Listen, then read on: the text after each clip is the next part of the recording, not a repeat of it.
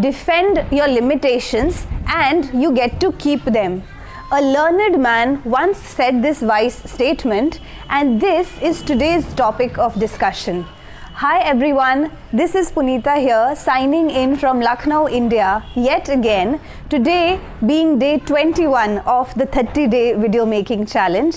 Today's topic of discussion is do not argue for your limitations. It is insanity when people defend their limitations. It absolutely makes no sense at all.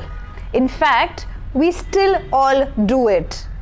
Opening up a book of excuses saying, I don't have the money, I don't have the time, I don't have a babysitter. We argue for our limitations when we get defensive in the face of a person who is trying to tell us how to transcend that limitation that has been holding us. The key point here to note is the energy around the idea of transcending the limitation. How do we behave in that moment when an alternative is proposed to us? How irritated do we get with the person who is giving that proposal? Why do we do that? We do that because we are afraid. It's a crazy state to be in fear. Fear of what? The fear of unknown. Letting go of the old patterns of behaving and not knowing what to fill it up with. When I first started working on my patterns of anger, I was suggested that I am in choice with my anger and I can control how angry can I get. By the way, this thought itself made me very angry. Years later, now I understand and I am compassionate towards my younger self.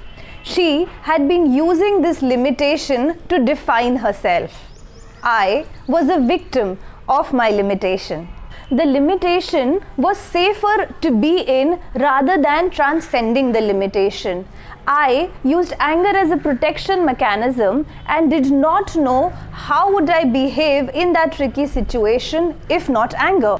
Losing this protection mechanism makes us feel vulnerable. So we hold on to our anger to save us from the pain. Anger makes us feel less vulnerable as compared to being in pain. We get annoyed with happy people around us because they reflect onto us our lack of happiness. So how do we stop all this? Where do we begin? Hold yourself in that moment of anger. Be mindful of your state. Visualize your victimhood and the pain you are going through. That moment itself will enlighten your journey of transformation. Acknowledge you always have a choice. Acknowledge anger is a choice. Choose an enabling belief instead. Next time somebody walks up to you and says, forgiveness brings in peace, you may want to say, I may not know this, but I definitely will give it a try. Thank you so much for watching the video yet again. I love coming back to you guys.